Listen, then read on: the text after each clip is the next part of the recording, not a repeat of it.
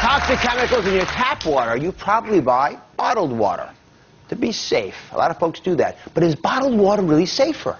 Dr. Urvashi Rangan is joining us. She's the environmental health scientist for Consumer Reports. Urvashi, thank you for joining us again. It's a pleasure. Bottom line is what everyone's asking right now. Is bottled water safer? How safe is it? It's really hard to answer that question. The fact of the matter is there's a hodgepodge of regulations around bottled water, and none of them are as good as the regulations for tap water, which has to be tested every day, and there's a comprehensive set of standards. So at least we can find out what's in our tap water or what's not. That's not always the case for bottled water. How many of you knew that? How many of you knew that water companies, that bottled water companies, are not required to tell you where their water is coming from or how they're treating it? Put your hands up. What is the big secret? Well, how is this possible? Well, the big secret is that at least a quarter of all the bottled water being sold out there is tap water. Who knew that? We have like 6. These are small numbers. This is a 220-person audience. These are very low numbers of people. How is that possible? Well, the labeling on bottled water is so confusing. There really aren't a lot of good regulations. When you see claims like pure or filtered, you think that's a great thing. It actually may be an indicator that it's filtered tap water and doesn't come from spring water. So it's very confusing when you look at these things. You think you're getting something, but you really may not be. We just learned that tap water has perchlorates in it sometimes. Sometimes it has chromium-6 in it. So if you're not able to clean that out of your tap water, how do we know that it's actually being taken out of the bottled water that we're being actually asked to pay for? We don't.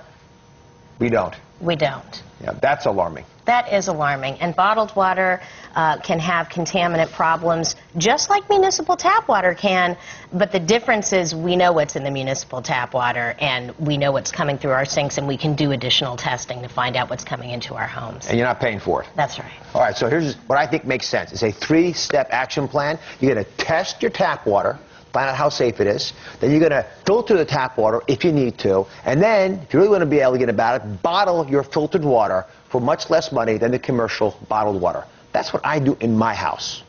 So, Dr. Urvashi, explain to me, why is it we have to bother testing at all? Why not just filter everything?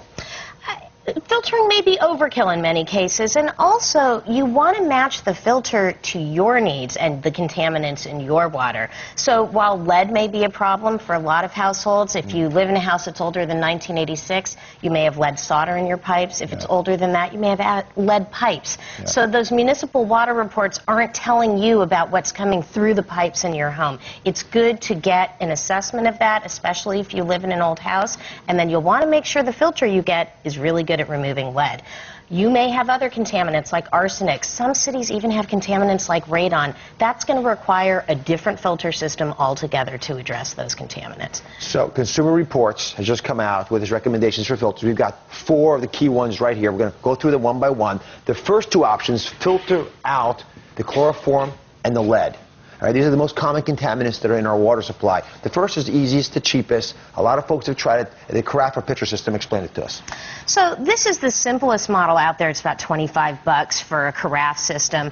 Consumer Reports really goes the extra mile to test all of these. They don't all perform as well as they say, so it's important to go further and do your homework to make sure it's getting rid of the contaminants you want it to get rid of. All right, so pretty simple. Now, how can we limit lead exposure if we don't have one of these filter systems? If you live in an older home and you are not using any filter system, there's a couple of rules of thumb. One, don't drink the hot water from your pipes. Hot water will leach the lead out of your pipes or the solder into the water itself. Simple actions that we can all do. Okay, the second filter option we're going to talk about is one that you can attach to the faucet. Explain how this works. So, right, this is a faucet-mounted filter. Now, anybody can do it. It doesn't require any plumbing changes, and it's a real simple flip of the head. If you want your regular water, it comes out here. When you want it filtered, it comes out here. What's really nice about this is it has a light to tell you when to change the filter. All right, actually, the third one you're talking about, I'll bring it over here. It actually goes under the sink. You need a plumber to help install this. Explain how these work. So that's right. These actually require some plumbing changes under the sink. You're going to mount it in the cabinet under the sink. These filter much more water, so if you're a larger family, if you're filtering gallons of water, if you like to cook with filtered water, this is a great system. Yeah, this is not intimidating enough for you coming over here, Urvashi.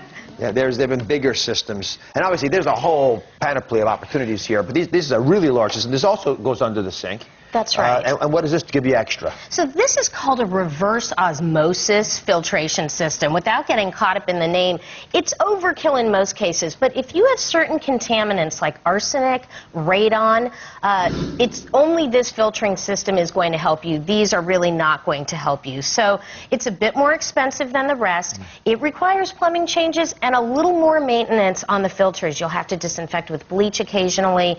But again, if you have some interesting contaminants that can't be addressed by some of these others, this is your Let me system. talk about the mega systems. You can get one for the whole house, which we're not going to get into. But these are ones that all of you should consider. Consumer Reports is written on it. That's right. You've got information. We're going to provide it to you on DrOz.com. Take advantage of this. Make some decisions today. Make it happen in your life. You'll actually end up saving money in the long run. Dr. Bashir Sangan, pleasure as always. Love having you on the show. Thank Be you right so back. much. Last